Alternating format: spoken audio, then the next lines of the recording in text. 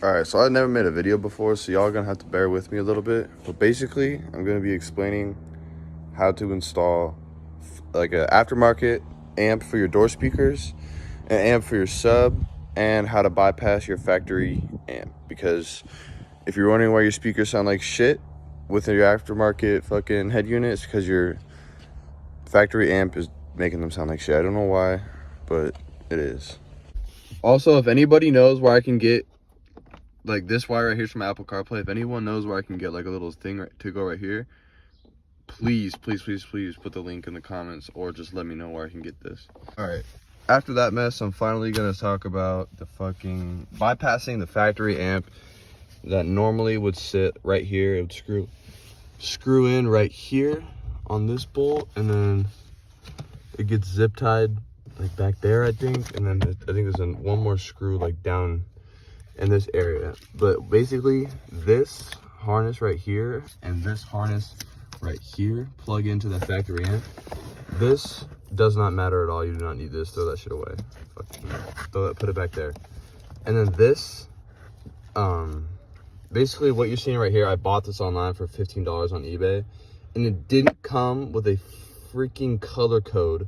So I literally had to do hours of research, figure out what each of these wires did, match the wires to like the holes, and then match these to those. So basically, to help you guys out, I'm gonna drop a screenshot of the color code telling you like, you know, like which hole is which. I know for a fact that this is the constant power, this is the ignition, and then this little outcast blue one right here, this is the ground. So basically what I did was ran those through here, my fucking ignition, power, and ground, plus my, I think it's only 2 wires for your front speakers. Yeah, only 2 wires for my front speakers. I think it's these back ones right here, this pink and I don't even know, that like pink and orange salmonish one, and then that blue and green one. Those are your front speakers. I don't know which is which, but when I drop the picture of the color code, I'll show you. So basically, all you're gonna need to bypass the factory amp is you can either use this, or with my help, I'll drop a picture of the color code to show you exactly which each wire is, and you can cut all these wires off. Don't do it at the same time or you'll blow a fuse. Cut each one individually. You can cut all these wires off and then get your own speaker wire, and then just run your speaker wire from here all the way back into your amp. And by running the speaker wire, all you're basically doing is just getting rid of this harness. But I have this harness just in case I want to put the car back to stock. I can just plug in my factory amp. So basically what you see here, normally you would wire these into your head unit, but for some reason I was hearing that if you wired this in, your rear speakers wouldn't work. So right now my rear speakers are connected through this RCA cable right here. I'm only using 2. I just have 4 just in case I want to have 4 speakers on my thing. But basically I have this RCA running into the back of my amp. I don't even know if I said that stuff right, but I'll show you. Bear with me, I never made a YouTube video in my entire life. So basically, nice voice crack. Basically, you got your ground right here, you got your power right here, your 12V, and then you got your remote. And I didn't have to wire any of this stuff because it came with the car like that. Dude was dope, I guess. But basically, you're just gonna have to run this ground. Pretty much, you can run this ground from anywhere, but you just make sure that you ground it to something metal. And then this power wire, you just run it from the battery. And then this remote, you run it from the head unit. And then with the aftermarket speaker amp for my speakers, I got the RCAs right here. These are the RCAs I was talking about. I got plugged in for my rear input. And then I got my speaker wires running from here. And then these are my rear right, I believe. My rear right speaker wires. And then it's literally so easy. You just plug it in right there. Boom. That's all you have to do. So you don't have to run it through anywhere. And then my rear left. Boom. Just plug them in right there. And I mean, I think I covered it. Like, Oh yeah, and then I got my RCAs for my sub running from my head unit. It's really not that hard of a process. My main issue was that I'm a dumbass, and like I just had a bunch of open wires, so I kept popping fuses. So just make sure that when you do this, you do it as clean as possible so that you don't pop fuses and then wonder why your radio is not turning on, because that will definitely save you a headache. But just to clarify so that I'm not confusing anyone, you can wire in all these, I'm pretty sure, but the only way to get your rear speakers to work, if you don't have an aftermarket amp for your rear speakers, you can run speaker wire directly from your rear speakers,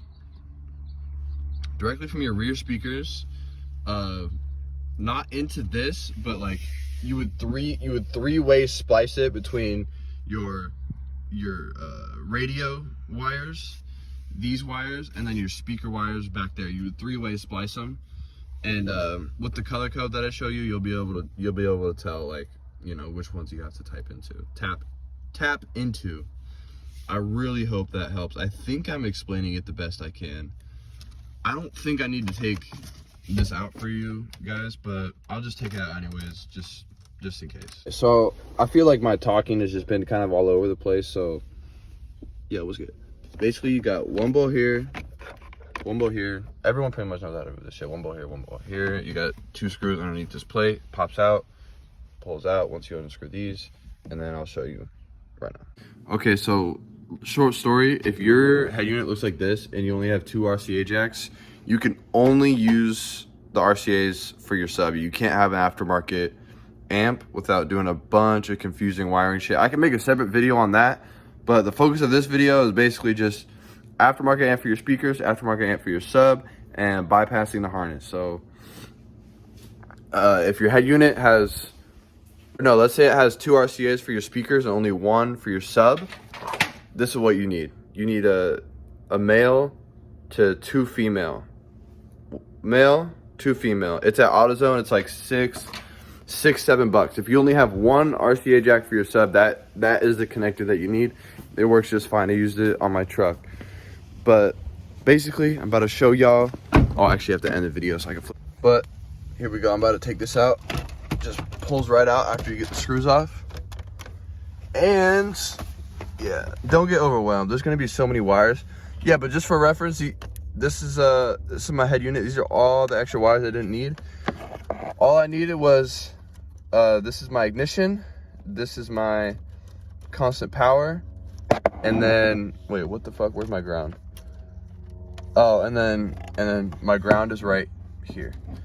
And then this is my remote wire, I believe. So this is running all the way back to my amp for my sub. This tells my amp sub, the amp for my sub to turn on. And then the way that my amp for my door speakers is set up is this same wire also tells my door speaker amp to turn on as well. But all I had to wire in was the gray and white, I believe. Yeah, this is all I had to wire in, was these grays and these whites. And so for the RCAs, these right here that you're seeing, these are the RCAs for my speaker amp. And then there's RCAs there's RCAs down low, like down here, and then these are for my sub amp. And then these are obviously in the rear input section, and then this is for where the subwoofer is. So essentially I got a wire for my battery running all the way through my floorboard. Only my power wire, only the wire that's powering my amp. So 1 wire from my battery going down all the way back into my trunk. And that wire that I'm talking about is this red wire. And then this ground wire right here, this ground wire, I can literally wire it to this if I wanted to. I don't know exactly where it's mounted right now because I didn't install it. But this ground wire essentially just needs to be hooked onto something that's metal. And then if you're doing it onto something that's metal with paint on it, make sure you scratch the paint off so you get a clearer connection. One thing you'll notice is that if the connection's ever fucked up, your sub will sound like shit. So there's that. And then here's my remote wire that I was just showing you. And here's the remote wire for this amp as well. So these two wires are the most, like, nothing will work without these two wires, because this is what tells my amps to turn on and turn off. And just so that you guys know, I'm running a 1200 watt amp right here, and then I'm running a 1200 watt RMS sub. And then this for my door speakers is only 400 watts, works just fine. They're literally at like half volume right now, and they're super loud. But I mean, I think that's everything, guys. I mean, I've never made a YouTube video before, so if I did a shitty job or y'all need more information, please, I'll make another video if I have to. Just let me know what you guys need to know. Any questions you guys have, I can most likely answer them. Because this shit took me like 2 days. It was such a bitch. I hated every second of it, but I finally got it done, and it was so worth it. So I don't want anyone to have to struggle like I did. It was... car wiring shit is definitely terrible. I should fucking make this a job or something.